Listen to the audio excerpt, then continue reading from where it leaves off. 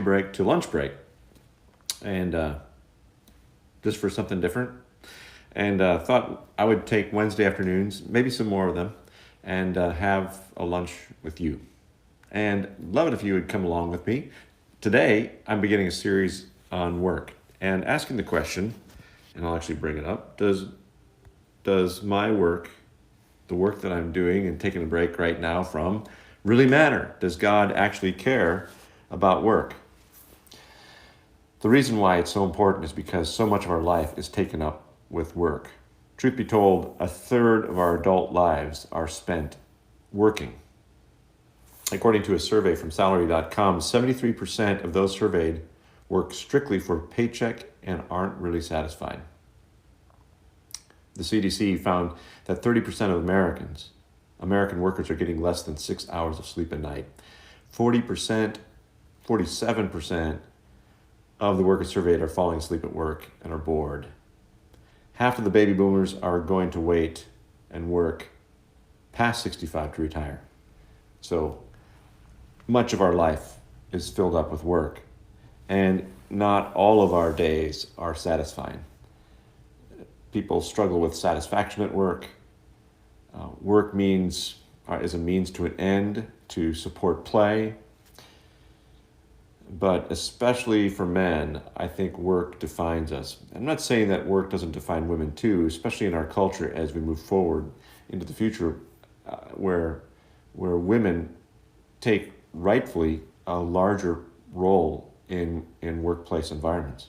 But oftentimes, give you an example of what we do. When we meet someone brand new, we'll say, "Hi, my name is Ron," for instance. "My name is Ron," and in response, you would say your name. And my next question immediately would be, "What do you do?" So, what do you do? "Hi, my name is Ron." "Okay, what do you do?" Our relationships start with the first question out of our mouth is, "What do you do?" And that presents a series of problems for people.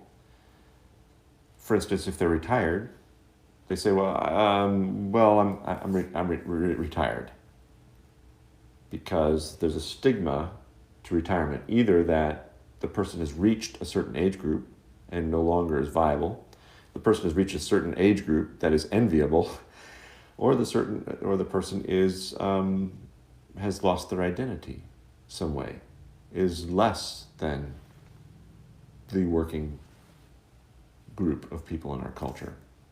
It's uncomfortable. Maybe a person is not only retired, maybe they have a disability. And so what they do becomes a problematic issue, especially if they're disabled in some way. Elderly people or people with a physical disability may struggle because they may want to work, they still feel able to work, or they still want to contribute to society, but because of their age or for whatever reason, maybe it's a disability or some other reason, they're not able to work. And so the question, "What do you do?" becomes a problem. And so that reveals that work itself, the concept of work, is very important to our identity as people. For instance, if a woman would say, I'm a stay-at-home mom, in our culture today, would she be looked down upon? Or would she be received warmly? And that would be a question that would go through a person who's being asked the question, "What do you do?" It creates in us a sense of comfort or discomfort. Maybe we're not proud of the kind of work we do. Maybe we feel like we are greater than our jobs. And so being asked what we do puts us in a difficult position because we're not proud of ourselves. We're not happy with ourselves because of our job. We haven't reached a status. We haven't reached a position. I remember when I worked as a shipping clerk in a company in Chicago. I had aspirations to be something different. And so when someone said, "Hey, what's your name?" "I'm Ron." "What do you do?" "I work in a shipping department." And it's hard to put a new name on that. Like, I'm a shipping manager. I'm a shipping, what you could add a certain amount of titles to that. But how we perceive work has a lot to do with who we are. And how we perceive work has a lot to do with our sense of purpose and mission in this earth and world. There's a little bit of a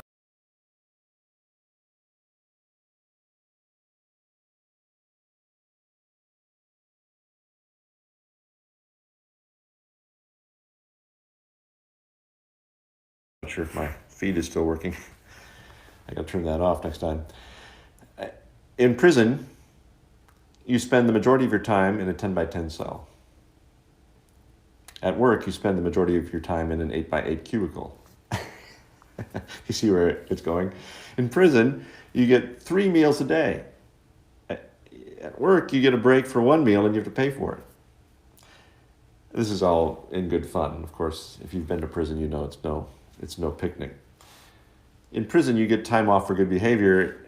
At work, you get more work for good behavior.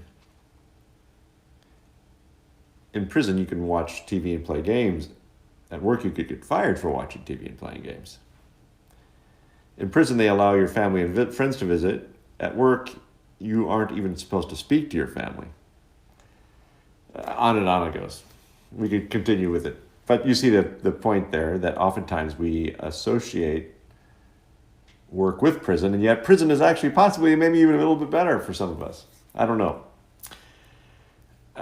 Work creates conflict within us. We struggle with work and what it means about us. And we struggle with why our job is important. And many people view their jobs as, like I said before, a means to an end. But other people find their job is the definition of their identity. And if they, for whatever reason, lose their work, their entire identity would be broken. And then when you think about our perception of work in our relationship with God, oftentimes people view their work in relationship to God negatively.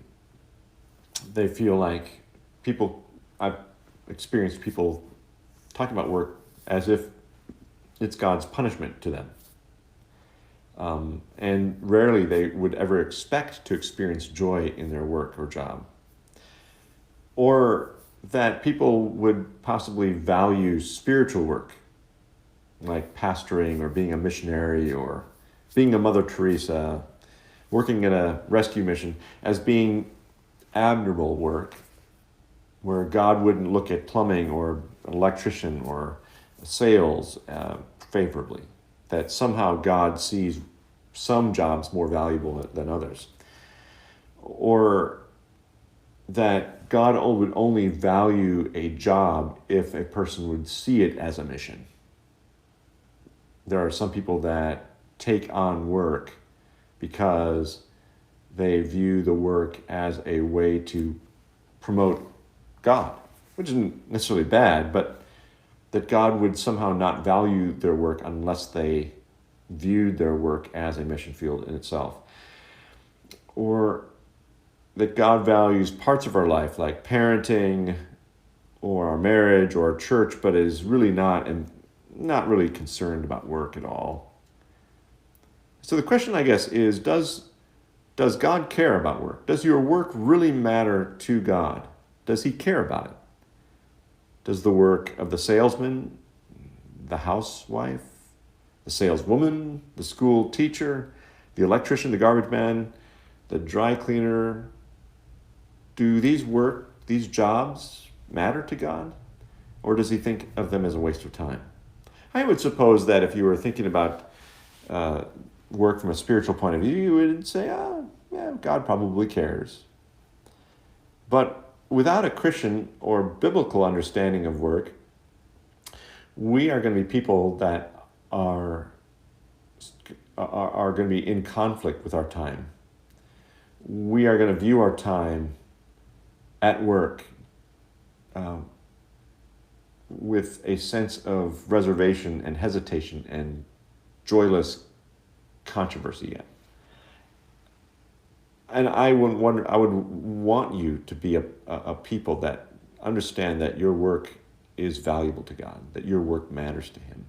I'd want you to be people that understand that you are cared for by God and that what you do matters.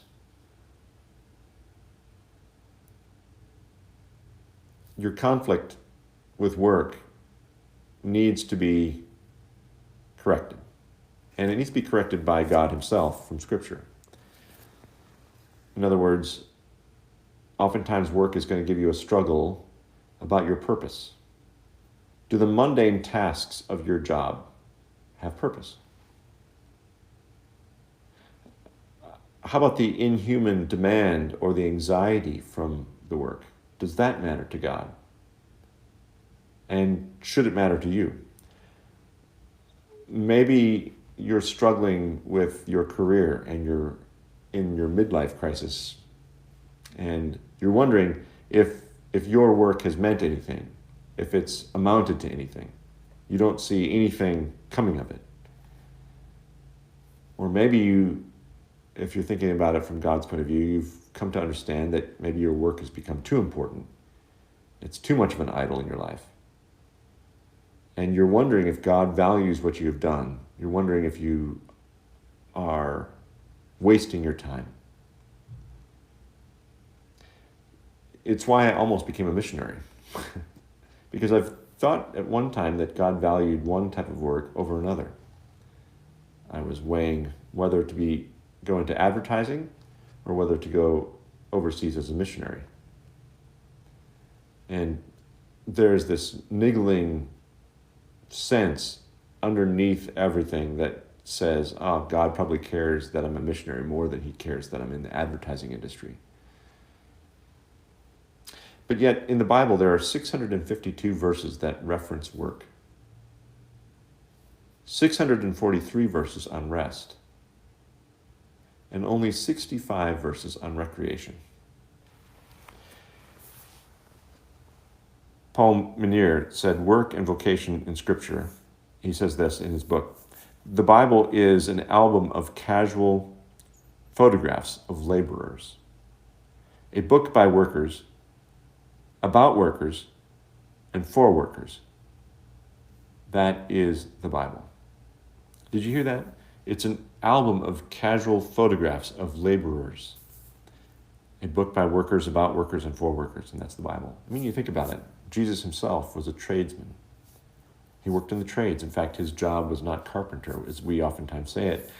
His work was more clearly seen as jack of all trades. And he was a master of much.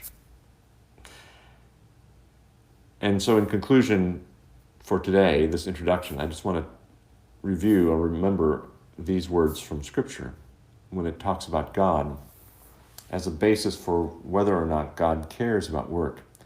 In Genesis 1:31 through 2 verse 3, it says, and God saw everything that he had made, and behold, it was very good. And there was evening and there was morning the sixth day, and thus the heavens and the earth were finished, and all of the host of them. And on the seventh day God finished his work that he had done, and he rested on the seventh day from all of his work that he had done. So God blessed the seventh day and made it holy, because on it God rested from all of his work that he had done in creation.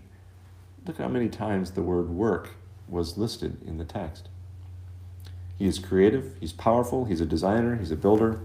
These are things that are God's character traits. He's a scientist, he's a biologist, he's a farmer, he's a manager, because he creates co-workers, Adam and Eve, to work with him.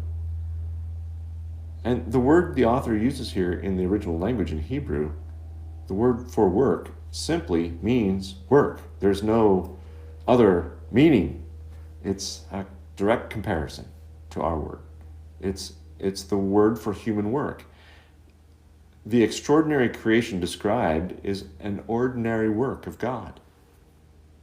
And he rested from it, and he said it was good.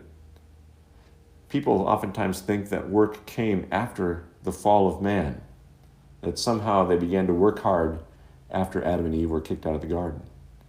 But the first things that God gave Adam and Eve to do in the garden was work. They were called to work. David Jensen, in a book called Responsive Labor, A Theology of Work, writes, the biblical God works. The biblical God works. This God molds humans in God's image. establishes covenant with the displaced people, laments when the covenant is broken, strives to reestablish covenant with that people, and becomes the incarnate to labor, to suffer, to die, and be raised for the whole world. Jesus, God, is a worker. So I don't know about you today, but God continues to work, and God is joyful in his work. And God began the universe through work. God himself is a worker. He's a laborer. He's a builder. He's a scientist. He's a manager. He's all these things. He's an architect. So today, I want you to know, as we start this discussion about work, that God actually cares about what you're doing today. I don't know if you're retired this morning or this afternoon, but he cares about that. And he cares about what you do. He cares about what you do with your time. And your time is valuable to him. Maybe you're going to be filling your afternoon with mundane tasks. Maybe it's laundry. Maybe you've got to fill out paperwork.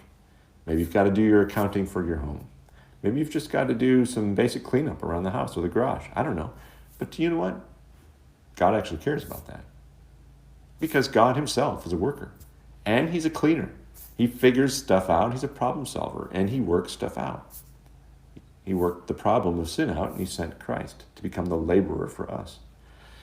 So today I want you to remember that your work does really matter to God. And it's not pointless. And it's not useless. That God cares. And then he's calling you to reevaluate your work in a new way. And that over the next few sessions, on Wednesdays at lunch, we're going to be talking about your work and that it matters to God. I hope you'll join me, and look forward to talking with you and thinking about your job.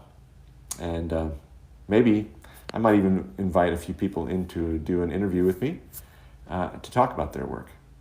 And hopefully we'll work that out. We'll see. We'll see how it goes.